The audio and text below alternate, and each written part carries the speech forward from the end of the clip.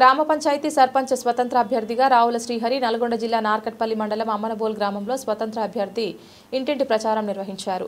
అమ్మనబోల్ అభివృద్ధి కోసం lady purse గుర్తుకే ఓటు వేయండి. కాంగ్రెస్ ప్రభుత్వంలో గ్రామాల అభివృద్ధి శూన్యం. గతంలో గ్రామానికి 3 కోట్ల నిధులు వస్తే సగం బడ్జెట్ కూడా ఖర్చు చేయకుండా పబ్బం గడిపి మళ్ళీ ఇప్పుడు 6 గ్యారంటీలతో ప్రజలను మోసం చేస్తున్న party Congress party. Ladies purse గుర్తుపై ఓటు వేసి నన్ను సర్పంచ్గా గెలిపిస్తే ప్రభుత్వంతో కొట్లాడి గ్రామానికి అధిక నిధులు తెచ్చి స్కూళ్లకి ఎక్కువ ప్రాధాన్యత ఇస్తాను. అలాగే నెలకొకసారి మెడికల్ క్యాంపులు నిర్వహించి గ్రామ అభివృద్ధికి తోడ్పడతానని తెలిపారు. ఈ కార్యక్రమంలో గ్రామ యువత, గ్రామ మహిళలు అధిక సంఖ్యలో పాల్గొన్నారు. అభివృద్ధి చేస్తున్నాం అంటారు కానీ అభివృద్ధి నువ్వు చేయడం ఏంది, కొత్తగా చేయడం ఏంది? 50 ఏళ్ళలో ఏం చేసిరు మీరు? 2 సార్లు పంచి ఎంపీటీస్ చేసి 2 సార్లు సర్పంచ్ చేసి మళ్ళీ ఎంపీటీస్ చేసినప్పుడు నువ్వు అంతా చేసినాక కూడా ఎందుకు కాలేదు? మళ్ళీ కొత్తగా చేయడం అందుకు అవసరం ఏంటి? ఇప్పుడు అదే విషయం ఏంటంటే మేము కొన్ని పార్టీల తరపున కూడా ప్రధానంగా అధికారంలో ఉన్నటువంటి పార్టీలకు కూడా మనం అవకాశాల కోసం అడిగినాం. యువత కూడా పోటీపడి అడిగినా కూడా మనకు అవకాశం అనేది కల్పించలేదు. ఎందుకు కల్పించలేదు అంటే కూడా ఎంతసేపు చెప్పు ఎక్స్పీరియన్స్ పర్సన్ మేము అనుభవం ఉంది. అనుభవం దేనికి? అనుభవం ఉండాలి. అనుభవం దేనికి ఉండాలి? అభివృద్ధి కోసం ఉండాలి. అనుభవం అనేది అసలుకి అనుభవ రహితం వీళ్ళందరిది.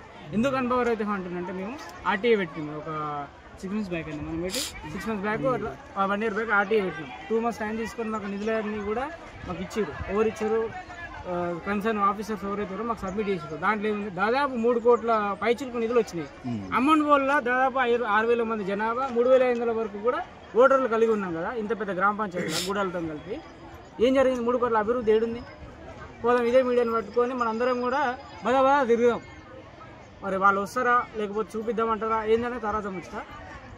బాధాప్త తిరుగుదామంటే 3 కోట్ల రూపాయలు ఆర్టీఏ వచ్చిందే. ఆర్టీఏలో చూపించింది మాత్రమే. లేకపోతే మేము స్పెషల్ నిధులు కావచ్చు, ఎస్టీ నిధులు కావచ్చు అడుగుతలేము. అన్నీ కలిపి మన జీపీ కోసం వచ్చిన నిధులు మాత్రం 3 కోట్ల వెనుకంజ వేయలేదు. ఎందుకంటే నేను తినడానికో ఏదో స్వార్థం కోసమో రాలేదు.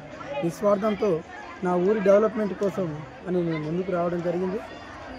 ఆ దిశగానే ఇంత దూరం నాకు ప్రజల ఆదరణ చాలా లభించింది. మీరు చూస్తూనే ఉన్నారు. ఇక్కడ ఇద్దరు వాళ్ళు ఆల్రెడీ ఒక ఆయన ఎంపీటీసీగా పోటీ చేశారు లాస్ట్. అంతకుముందు కాంగ్రెస్ ప్రభుత్వంలో మన బీఆర్ఎస్ నుంచి నిలబడ్డ ఆయన కూడా ఎంపీటీసీగా పోటీ చేసి నిలబడ్డారు. నిల్చున్నా కానీ నేను వెనకడుగు ఏం వేయలేదు. వేయకుండా నేను ముందుకే పోతున్నా. ఇప్పటివరకైతే ఈ ప్రజల ఆదరణ అనేది నాకు ఉన్నంతసేపు నేను ఈ మన ఊరి బాగోగుల కోసం పోరాడుతూనే ఉంటాను. ఇంతకుముందు నేను ప్రశ్నించడం జరిగింది చాలా విషయాల గురించి. ఏదైనా లోటుపాట్లు ఉన్నా కానీ, ఏదైనా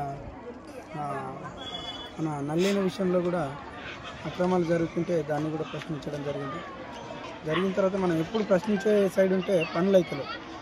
సరే మనం పాలకుల సైడ్ ఏమన్నా వస్తే అభివృద్ధి అనేది జరుగుతుందేమో అన్న ఉద్దేశంతో ముందుకు రావడం జరిగింది.